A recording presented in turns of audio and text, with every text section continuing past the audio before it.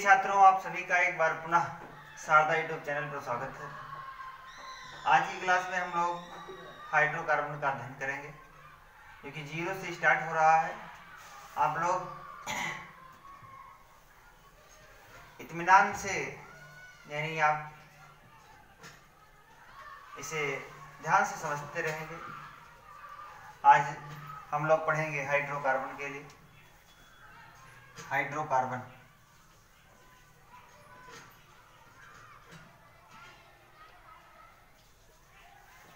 Hydrocarbon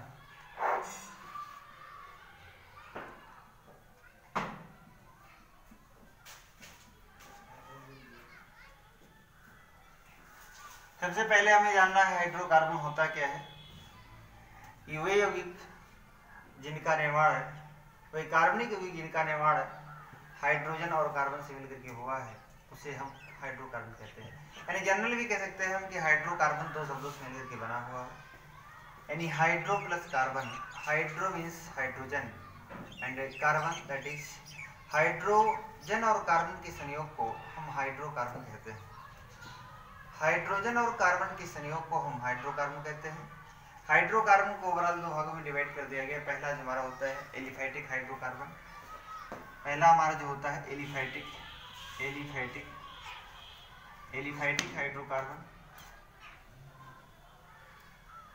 और second case जो हमारा होता है एरोमेटिक हाइड्रोकार्बन। तो बेसिक बात यह है समझना कि एलिफैटिक हाइड्रोकार्बन होता क्या है। वे कार्बनिक यौगिक जिनमें कार्बन परमाणु एक खुली श्रृंखला में दी गई होती है, उन्हें हम एलिफैटिक हाइड्रोकार्बन कहते हैं। इसमें कहते हैं एलिफैटिक हाइड्रोकार्बन कहते हैं।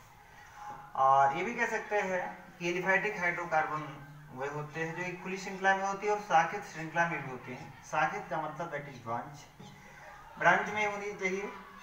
तो इस प्रकार से हो रही होती हैं, जिनको हम क्या कहते हैं, एलिफैटिक हाइड्रोकार्बन कहते हैं। क्या कहते हैं? एलिफैटिक हाइड्रोकार्बन कहते हैं। एलिफैटिक हाइड्रोकार्बन परमाणु वे होते हैं, यानी वे कार्बनिक यौगिक जिनमें कार्बन परमाणु खुली श्रृंखला में और शाखित श्रृंखला में होती हैं, उन्हें हम एलिफैटिक हाइड्रोकार्बन कहते हैं। दूसरी बात हमारी यह है कि एरोमेटिक के लिए एरोमेटिक हाइड्रोकार्बन क्या है, यानी वे कार्बनिक यौगिक जिनमें कार्बन परमाणु, वे कार्बनिक यौगिक जिनमें कार्बन परमाणु एक चक्रीय क्रम में दिए होते हैं। किसमें होते हैं? एक चक्रीय क्रम में दिए होते हैं, तो उसे हम एलिफैटिक हाइड्रोकार्बन कहते हैं। एरोमेटिक हाइड्रोकार्बन कहते हैं। एरोमेटिक शब्द जो है एरोमा से लिया जाता है, जिसका मतलब होता है एक विशिष्ट स्मेल होता है। यानी एरोमेटिक शब्द की उत्पत्ति एरोमा शब्द से लिया जाता है, जिसका मीन होता है विशिष्ट गंध, है ना। यानी हम कह सकते हैं कि एरोमेटिक शब्द जो आपका है एरोमा से लिया जा रहा है, जिसका मतलब होता है विशिष्ट गंध। यानी हम इसे कह सकते हैं कि एरोमेटिक हाइड्रोकार्बन परमाणु होते हैं जो एक चक्रीय क्रम में होते हैं। किसमें होंगे? एक चक्रीय क्रम में होते हैं, उन्हें हम एरोमेटिक हाइड्रोकार्बन कहते हैं। एरोमेटिक हाइड्रोकार्बन आप क्लियर कर लेंगे। एरोमेटिक हाइड्रोकार्बन परमाणु होते हैं जो एक चक्रीय क्रम में होते हैं, इन्हें हम एरोमेटिक हाइड्रोकार्बन कहते हैं। इस प्रकार से विशेष हम नोट दे रहे हैं, आप लोग समझते रहिएगा। ऐसे ही चक्रीय क्रम में ये भी है, आपका ये भी है, इसमें है एक चक्रीय क्रम में मिल रहा है, बेंजीन है, इसका नाम हो जाएगा टॉलून हो जाएगा। इस प्रकार से चक्रीय क्रम में है, आप देख ही रहे हैं। बहुत सारे एग्जाम्पल आपको बताया भी गया है, आप ध्यान देते रहिए, क्योंकि तो ये 0 से है सभी बच्चों के लिए, कि जो कि सब लोग ध्यान देते रहेंगे, सबको समझ में आएगा। अब हम नोट दे रहे हैं और आप इसे बनाते रहिए। सबसे पहले हमें जानना है कि हाइड्रोकार्बन क्या है। स्टेटमेंट हमने बताया कि हाइड्रोकार्बन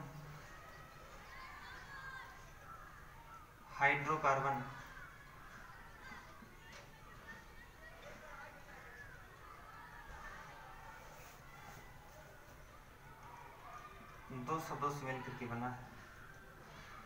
दो शब्दों से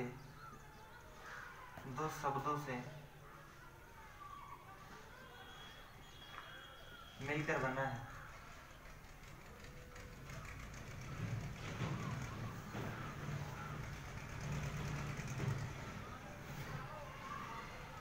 हाइड्रोकार्बन दो शब्दों से मिलकर के बना है, हाइड्रो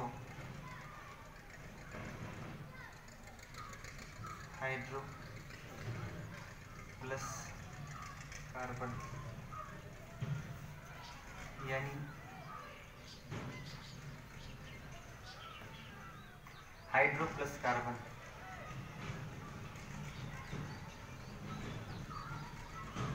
हाइड्रोकार्बन दो शब्दों से मिलकर के बना है, हाइड्रो प्लस कार्बन। अतः हम कह सकते हैं कि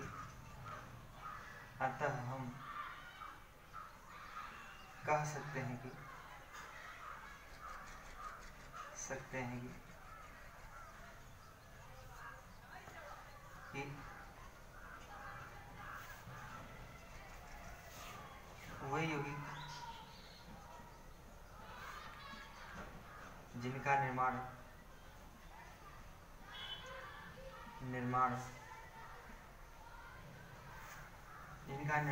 कार्बन और हाइड्रोजन के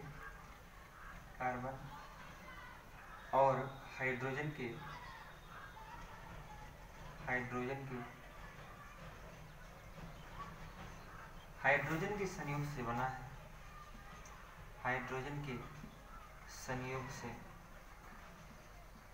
बना होता है, उसे हम हाइड्रोकार्बन कहते हैं।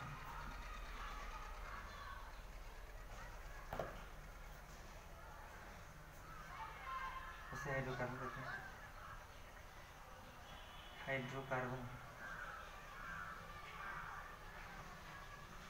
कहते हैं। जैसे आपने कहा कि हाइड्रोकार्बन दो शब्दों से मिलकर के बना होता है, हाइड्रो प्लस कार्बन। क्या है? Hydro plus carbon. अतः हम जान सकते हैं, हम कह सकते हैं कि वही यौगिक जिनका निर्माण कार्बन और हाइड्रोजन के संयोग से बना होता है उसे हाइड्रोकार्बन कहते हैं। जैसे एग्जाम्पल में आप देख लीजिए, CH4 लिखा है और C2H6 लिखा है, इस प्रकार से C3H7 लिखा है और ETC आप देखिए। यानी हम कहेंगे CH4 का स्ट्रक्चर आपका यही हो गया, इसका नाम होता है मेथेन। क्या नाम होता है? मेथेन। क्यों हुआ?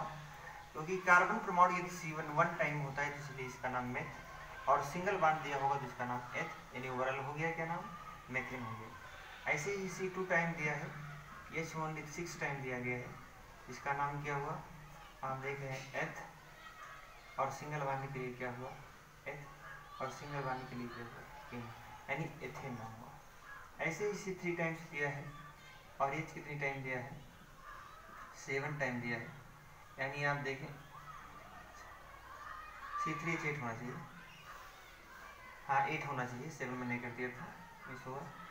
यानी C3H8 दिया है, 3 3 6 और 2 8, यानी C3H8 होना चाहिए। इसका नाम हो गया C3 टाइम के लिए प्रोप, स्पेलिंग है PROP, प्रोप, और सिंगल बांधने के लिए क्या करते हैं? एंड करते हैं। यानी आपको क्लियर हुआ कि हाइड्रोकार्बन क्या होता है, इसकी डेफिनेशन मैंने आपको बता ही दिया। अब इस प्रकार से आप क्या करेंगे, इसे आप नोट करेंगे और समझेंगे। हाइड्रोकार्बन सभी क्लियर हो गया कि हाइड्रोकार्बन दो शब्दों से मिलकर के बना हुआ होता है, यानी हाइड्रो प्लस कार्बन। तो हम कह सकते हैं कि हाइड्रोजन और कार्बन के संयोग को, या कार्बन और हाइड्रोजन के संयोग को हम हाइड्रोकार्बन कहते हैं। देखिए C और H दिया है, इसका मतलब कार्बन और हाइड्रोजन का कॉम्बिनेशन है, इसलिए इसका नाम हो जाएगा हाइड्रोकार्बन फॉर एग्जाम्पल। ठीक है, इस प्रकार से हमें देखना है। हाइड्रोकार्बन को डिवाइड भी कर दिया गया है, कितने भागों में? 2 टाइम्स में डिवाइड कर दिया गया। पहला जो हमारा होता है एलिफैटिक, और दूसरा हमारा जो है इसे हम एरोमेटिक कहते हैं। अभी मैंने बताया भी है, तो स्टेटमेंट भी नोट कर लीजिए। क्या है? पहला हमारा होता है एलिफैटिक हाइड्रोकार्बन,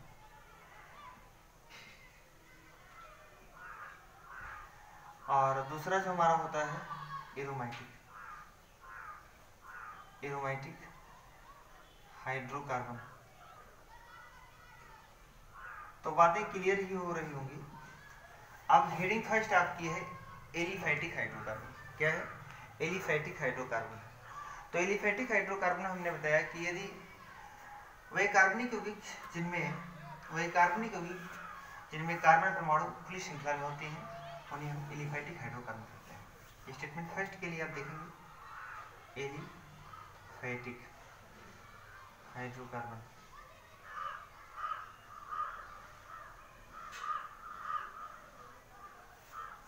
स्टेटमेंट लिखेंगे कि वही कार्बनिक यौगिक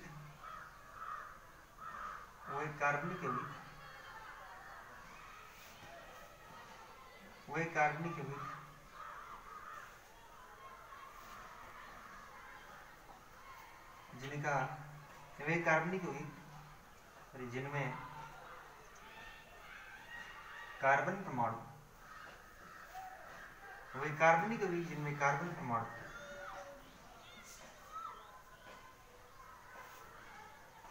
कार्बन परमाणु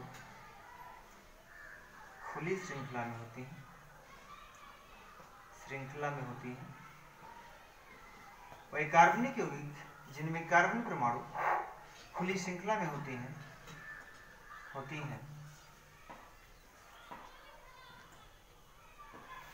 उसे हम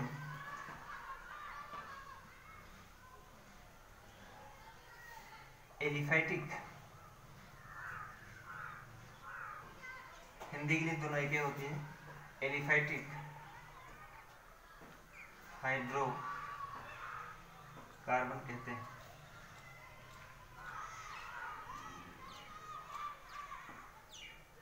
और इसी को हम ऐसे भी कह सकते हैं कि वह कार्बनिक यौगिक जिनमें कार्बन परमाणु खुली श्रृंखला में या शाखित श्रृंखला में होती है, ब्रांच में होती हैं, उन्हें हम एलिफैटिक हाइड्रोकार्बन कहते हैं। विशेष मैंने बता ही दिया है, आप नोट कर लीजिए। एग्जाम्पल फॉर एग्जाम्पल है, देखिए रहे हैं कि यहाँ C3 है, यहाँ C2 है, यहाँ आपका C3 है, एक इसमें हो गई। आप जिनने देखा कि इसका नाम हो गया प्रोपेन, नॉर्मल प्रोपेन। ये किसमें है? शाखित श्रृंखला में, सॉरी स्टेट में है, कार्बन परमाणु किसमें है? खुली श्रृंखला में। स्ट्रक्चर आप देख लीजिए इसका, एक इसमें है तो आप कहीं खुली श्रृंखला में दिया गया है, इसे क्या बोलेंगे? खुली श्रृंखला में ये मिल रही है। और शाखित श्रृंखला में आपको देखना है, इसी का स्ट्रक्चर ये है, स्ट्रक्चर प्रोपेन का स्ट्रक्चर। ऐसे ही आप देखेंगे शाखित श्रृंखला में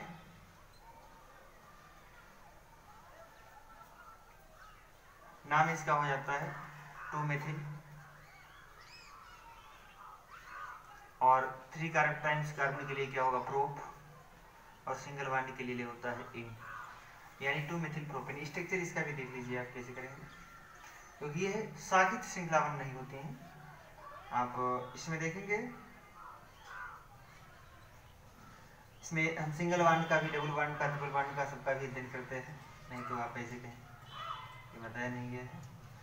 एलिफैटिक में जानना ये है कि सिंगल बॉन्ड एल्केन भी आता है, और एल्काइन भी आता है, यानी सब में आप समझ रहे हैं। हमने कहा कि वही कार्बनिक यौगिक जिनमें कार्बन परमाणु खुली श्रृंखला में होती हैं और शाखित श्रृंखला में होती हैं, उन्हें हम एलिफैटिक हाइड्रोकार्बन कहते हैं। दरअसल ऐसे भी कह सकते हैं कि इसमें एल्केन भी आता है, एल्कीन भी आता है, और एल्काइन भी आता है, यह आपका एलिफैटिक हाइड्रोकार्बन कहलाता है। एलिफैटिक हाइड्रोकार्बन दिया गया है, तो एलिफैटिक हाइड्रोकार्बन में हमने बताया, जैसे भी आप देख रहे हैं एल्केन है, और एग्जाम्पल हो ही गए हैं। अब बात करते हैं हम लोग एलिफैटिक के बाद में है एरोमेटिक। एरोमेटिक क्या होगा इसके लिए देखना, नोट करते रहिएगा आप लोग विशेषकर, क्योंकि ऐसे ही शॉर्ट डिफिनीशन आपको मिल रहे हैं। अगली हेडिंग हमारी है एरोमेटिक। क्या है? Aromatic. Aromatic hydrocarbon. Aromatic hydrocarbon, aromatic hydrocarbon क्या होता है? स्टेटमेंट देखिए, वही कार्बनिक यौगिक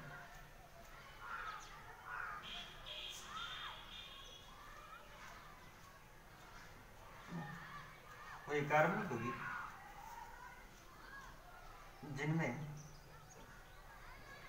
कार्बन परमाणु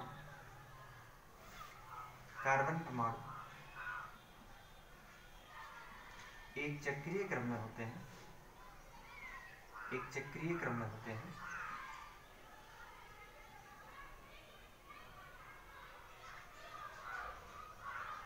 एक चक्रीय क्रम में होते हैं उसे हम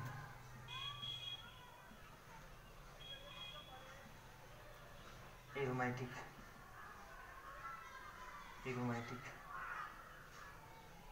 हाइड्रोकार्बन कहते हैं। एरोमेटिक हाइड्रोकार्बन कहते हैं। स्टेटमेंट आप समझ गए कि वह कार्बनिक यौगिक जिनमें कार्बन परमाणु एक चक्रीय क्रम में दिए होते हैं, चक्रीय क्रम में हो रहे होते हैं, तो उसे हम एरोमेटिक हाइड्रोकार्बन कहते हैं। एरोमेटिक हाइड्रोकार्बन कहते हैं जैसे चक्रीय क्रम में क्या होगा, कार्बन परमाणु क्या मिल रहा है, एक चक्रीय क्रम में हो रहे हैं, तो इसे हम क्या कहेंगे, इसे हम कहेंगे एरोमेटिक हाइड्रोकार्बन। एरोमेटिक हाइड्रोकार्बन में क्या क्या एग्जाम्पल है आप देख लीजिए। एग्जाम्पल भी इसका चक्रीय क्रम में है, जैसे एग्जाम्पल आपका होगा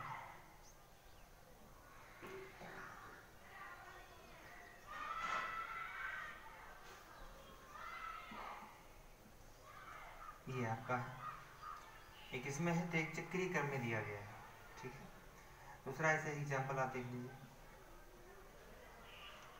ऐसे है टॉल्यूइन एग्जाम्पल होता है इसका।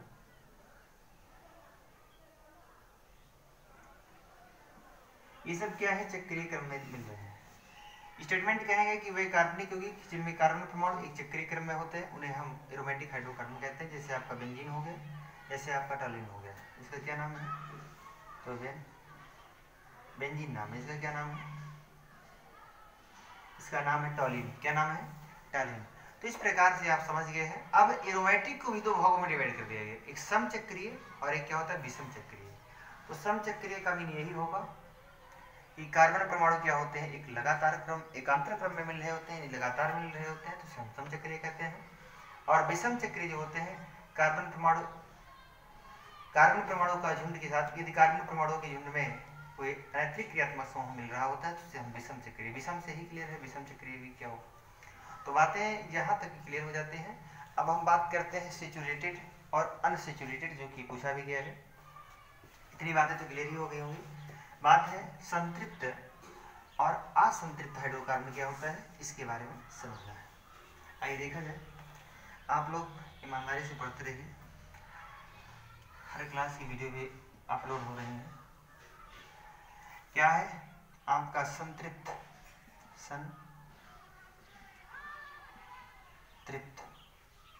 हाइड्रोकार्बन। संतृप्त हाइड्रोकार्बन क्या होता है, हिंदी में बोलते हैं इसे संतृप्त, और इंग्लिश में इसी को बोलते हैं सेचुरेटेड। क्या बोलते हैं, सेचुरेटेड हाइड्रोकार्बन।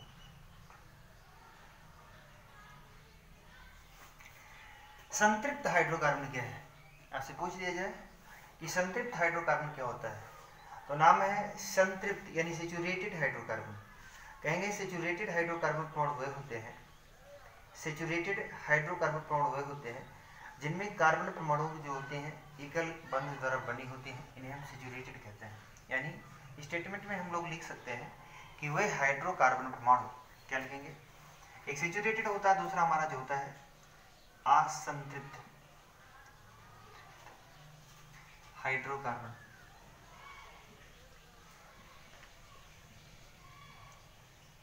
इंग्लिश होती है इसकी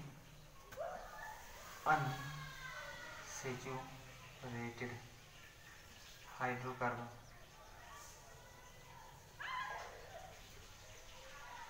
तो बातें क्लियर ही हो रही हैं, सेचुरेटेड और दूसरा हमारा क्या है, अनसेचुरेटेड हाइड्रोकार्बन। संतृप्त हाइड्रोकार्बन स्टेटमेंट फर्स्ट के लिए आप देखेंगे, यानी हेडिंग है सेचुरेटेड हाइड्रोकार्बन।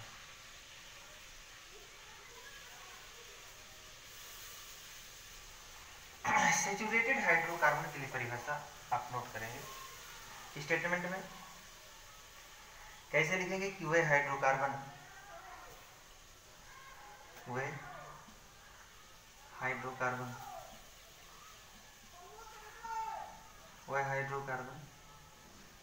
जिनमें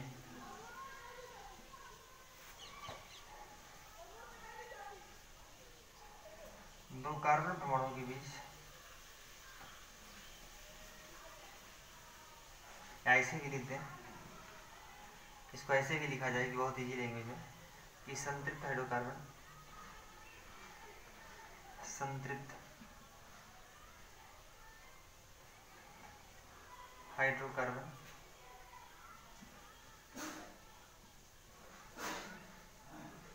वह हाइड्रोकार्बन होते हैं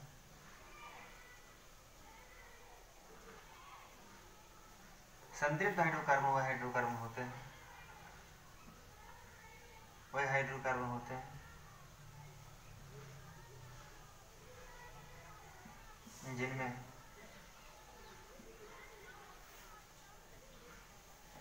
कम से कम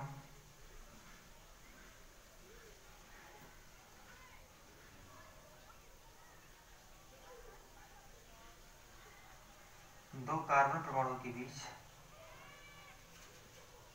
दो कार्बन परमाणुओं के बीच दो कार्बन परमाणुओं के बीच एकल बंध यानी सिंगल बॉन्ड का अध्ययन करेंगे। एकल बंध माने होता है सिंगल बंध, है ना। बंध का अध्ययन करते हैं।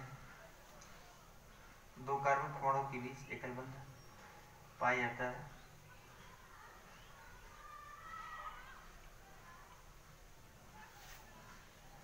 संतृप्त हाइड्रोकार्बन व हाइड्रोकार्बन होते हैं वही संतृप्त हाइड्रोकार्बन व हाइड्रोकार्बन होते हैं जिनमें कम से कम दो कार्बन परमाणुओं के बीच एकल बंध पाया जाता है, उसे संतृप्त हाइड्रोकार्बन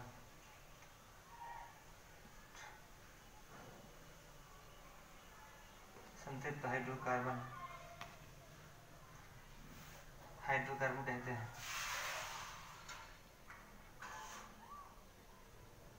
जैसे एग्जांपल में आप देखेंगे स्ट्रक्चर ऑफ मेथेन, क्या होगा स्ट्रक्चर ऑफ मेथेन, यानी एग्जांपल में इसके बहुत सारे हैं, इसको देख लीजिए पहले। For example CH4 C2H6 C2H6 और C3H8 C4H10, क्या लिखेंगे 10 ETC। ये आपके किसके लिए है तो आप कहेंगे सैचुरेटेड हाइड्रोकार्बन के लिए। स्टेटमेंट हमने लिख दिया आपके लिए कि संतृप्त हाइड्रोकार्बन वे हाइड्रोकार्बन होते हैं जिनमें कम से कम दो कार्बन परमाणुओं के बीच एकल बंध पाया जाता है, उसे हम संतृप्त हाइड्रोकार्बन कहते हैं। जैसे एग्जांपल में आपके यहाँ CH4 है, C2H6 है, C3H8 है, C4H10 है, ETC आप देखेंगे। स्ट्रक्चर ऑफ मेथेन का स्ट्रक्चर देखेंगे तो देख रहे हैं CH4 दिया है, स्ट्रक्चर आपका ऐसे होगा। ये किसके लिए है सैचुरेटेड के लिए है। इस प्रकार से C2H6 के लिए भी स्ट्रक्चर है, आप देख लीजिए सभी का जितना भी है, आप ध्यान देते रहिए और समझते रहिए। इस प्रकार से सैचुरेटेड हाइड्रोकार्बन क्लियर हो गया है। अब बात करना है अनसैचुरेटेड यानी असंतृप्त हाइड्रोकार्बन के लिए, ठीक है ना। किसके लिए असंतृप्त हाइड्रोकार्बन के लिए कि असंतृप्त हाइड्रोकार्बन होता ही है। तो स्टेटमेंट इससे क्लियर हो गया, आप लोग नोट करते रहिए और प्रिपेयरिंग भी अपना करते रहिए क्योंकि एग्जाम आपके पास में है, ठीक है। इसे मिटाते हैं, आप लोग ध्यान देते रहिए। सैचुरेटेड आपका क्लियर हो गया। अब बात करना है मुझे किसके लिए असंतृप्त यानी अनसैचुरेटेड के लिए, ठीक है। अनसैचुरेटेड यानी असंतृप्त हाइड्रोकार्बन स्टेटमेंट है असंतृप्त के लिए, हेडिंग ये क्लियर हो गई, मिटा देते हैं। अब बात है असंतृप्त हाइड्रोकार्बन के लिए, यानी कहेंगे यानी इसे भी कह सकते हैं कि वह हाइड्रोकार्बन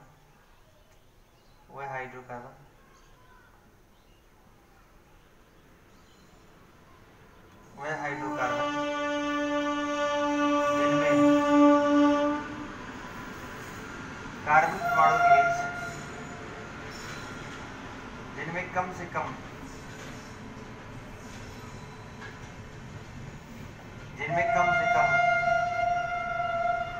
दो कार्बन परमाणुओं के बीच दो कार्बन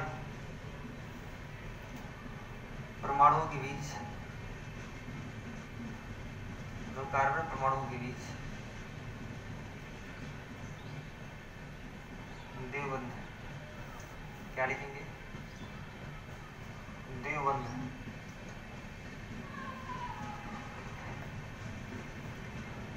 द्विबंध या त्रिक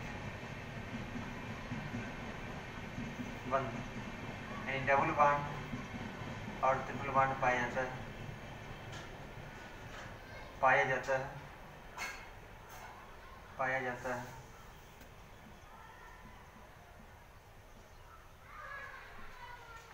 तो उसे हम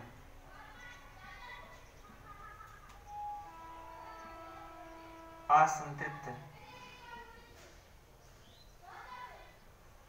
हाइड्रोकार्बन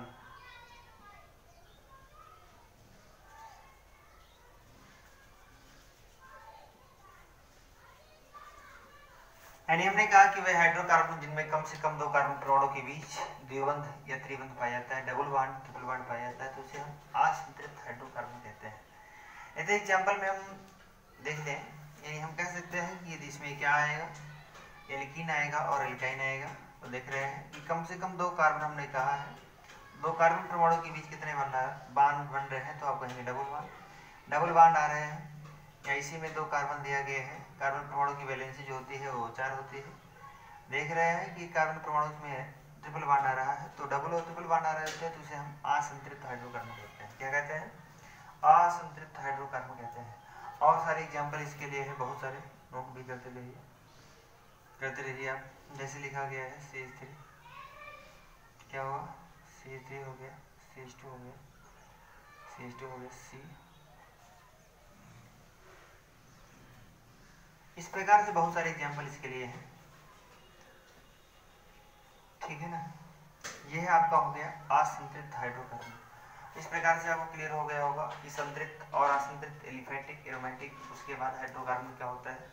हम इतनी बातें आपको यहाँ बताए हैं, और आप लोग से उम्मीद करते हैं कि आप लोग दिल से इसको क्या करेंगे, पढ़ेंगे, याद भी करेंगे। इस प्रकार से आप समझते रहिए, सभी नोट्स आपको मिल रहे हैं प्रॉपर, प्रिपेयरिंग करते रहिए, ठीक है। देखिए, इस प्रकार से हम अब बात करेंगे IUPAC के लिए, क्लास में भी बताया गया है, और आप लोग ध्यान देकर के इसे समझते रहिए, सब बातें समझ में आएंगी। क्योंकि ये लेसन आपका है हाइड्रोकार्बन, काफ़ी क्वेश्चन भी इससे पूछा जाता है। जैसे आपका हो गया, आगे आपको बताया जाएगा होमोलॉगस सीरीज क्या होता है, ठीक है। तो इस प्रकार से पूछा गया है। अब बात करना है मुझे कि इसका एक टेबल बनाते हैं। इस टेबल पे है क्या है, टेबल फर्स्ट आपकी है 1.1। इसमें देखना ये है सबसे पहले कि क्या क्या आ रहा है। तो name of the carbon atoms लिखेंगे, ऐसे भी कह सकते हैं कि नंबर ऑफ द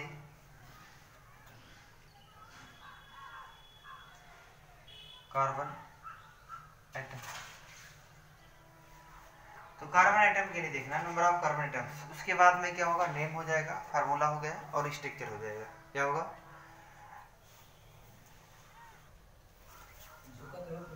देखिएगा इस प्रकार से इसमें है name of the carbon atoms in chain, name, formula और स्ट्रक्चर है।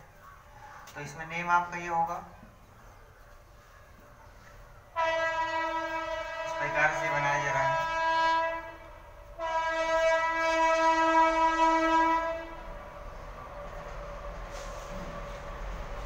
फर्स्ट नेम में दिया जा रहा है कार्बन एटम्स के लिए फर्स्ट नंबर है, मान लीजिए सपोज डेट आपका 1 है, तो नेम इसका हो जाएगा, नेम इसका हो जाएगा मेथेन। फार्मूला क्या बनेगा, CH4 बनेगा। स्ट्रक्चर क्या होगा, तो आप लिखेंगे स्ट्रक्चर के लिए CH4।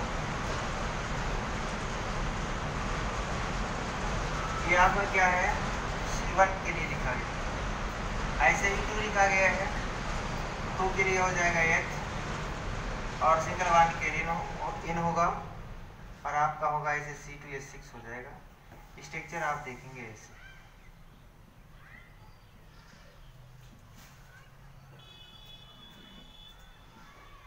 इस प्रकार से 3 के लिए लिखा गया है प्रोप,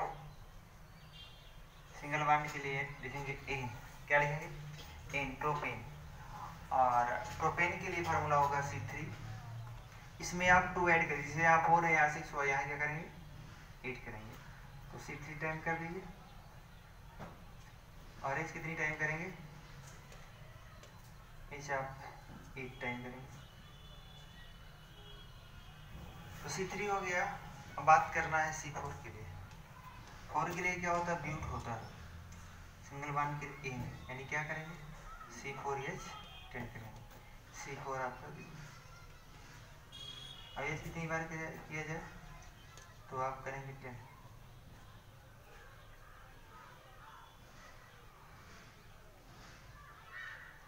C4H10 हो गया। 5 भी कर दिया जाता है, 5 के लिए होगा पेंट,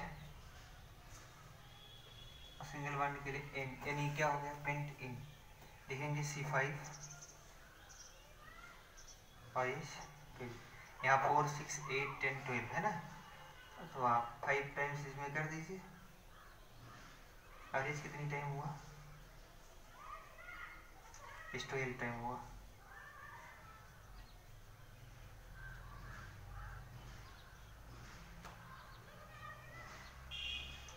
इस प्रकार से टेबल फर्स्ट में 1.1 में आपने देखा कि number of the carbon items in chain, इस प्रकार से चेन बना रहे हैं, नेम भी हो गया, फार्मूला भी हो गया, स्ट्रक्चर भी हो गया, और आप इसे बना लीजिए और ध्यान देते रहिए, आपको सारी बातें इस प्रकार बताई जाएंगी।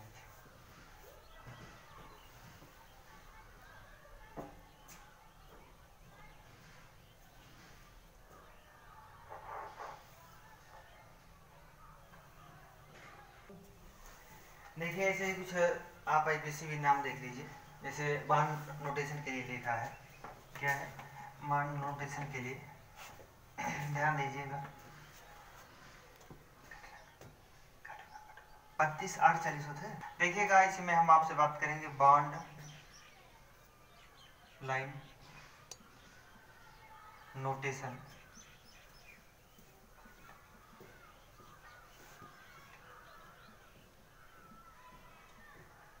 बॉन्ड लाइन नोटेशन,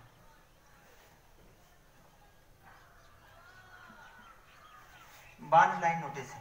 देखिएगा विशेष बात ये जानना है कि बॉन्ड लाइन नोटेशन का मतलब होता है लाइन दिया जाएगा और उसका आपको नंबरिंग बताना रहेगा, यानी ऐसे दिया गया है, इसमें आपको काउंटिंग इस बात को करना है कि कितने टर्न, जितने टर्न होंगे उतने ही सी को रिप्रेजेंट करेंगे, और जब सी रिप्रेजेंट हो जाता है तो इस समय नंबरिंग करने में बहुत ही आपको इजी हो जाता है, यानी 1 और 2 और 3। C3 के लिए भी मैंने नोट किया है, C3 के लिए होता है, आप C1 के लिए देखें कि मेथ होता है,